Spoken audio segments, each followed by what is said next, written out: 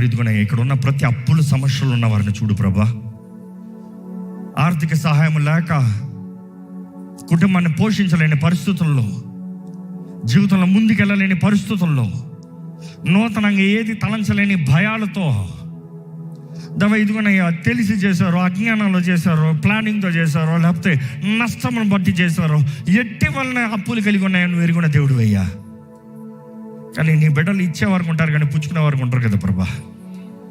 ఇదిగోనయ్యా ఈ 2025 వారి జీవితంలో ఉన్న అప్పులన్నీ నువ్వు అనుగ్రహించబోయే జ్ఞానం బట్టి, నువ్వు అనుగ్రహించబోయే సహాయాన్ని బట్టి, దీవెనను బట్టి, వారి చేతి పనిని ఆశీర్వదిస్తున్న విధానాన్ని బట్టి వారి జీవితంలో ఉన్న అప్పులన్నీ యేసు నామములో కొట్టివేయబడునుగా కానీ ప్రకటిస్తున్నాను. నాడు నీ దాసుడు మరణించాడు, అప్పులు వాడొచ్చి నా బిడ్డలను తీసుకెళ్ళిపోతున్నాడు అన్న పరిస్థితుల్లో ఆ విధవరాలు వచ్చి పెట్టిన మొరకి నీ సేవకుడు ఎలీషా ఇచ్చిన జవాబు నీ దగ్గర ఏముంది? ఇదిగో ప్రభా, ఈరోజు నీ సన్నిధిలో ఉన్న వారి చేతుల్లో ఏముందో నువ్వు ఎరుగున్నావు.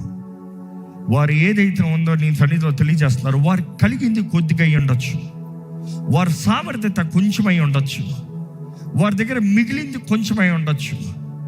కానీ ప్రభా, ఈ సంవత్సరము వారు పని చేయుచుండగానే, ఈ సంవత్సరము వారికి నీవు ఇచ్చిన దాన్ని వారు మల్టిప్లై చేయుచుండగానే, వారు అప్పులన్నీ తీరి ఇంకా సమృద్ధిలో వారు జీవించుదురుగా కానీ యేసు నామములో ప్రకటిస్తున్నాను.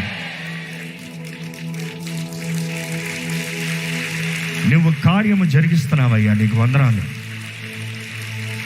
ఈ భూమి పైన మేము అంగీకారముతో ఇక్కడ బంధించినది నువ్వు బంధిస్తున్నావు, విడిపించినది నువ్వు విడిపిస్తున్నావు, నీ ఆత్మ ద్వారంగా నువ్వు సమస్తము నిరూపిస్తున్నావు అనేది నీకు స్తోత్రములు చెల్లిస్తూ గణపరుస్తూ మేము నమ్ముతున్నాం అనేది తెలియజేస్తున్నాము ప్రభా. నీ కుమారుడు నామములో మేము అడిగినవి మేము పొందుకున్నామని నమ్ముచున్నగా, యేసు నామములో మేము అడిగినవి వీరి విషయంలో జరుగునుగా కాని ప్రకటిస్తూ, అనుగ్రహించబడునుగా కాని ప్రకటిస్తూ, విడిపించబడునుగా కాని ప్రకటిస్తూ యేసు నామములో అడిగి వేడుచున్నాము తండ్రి, ఆమేన్.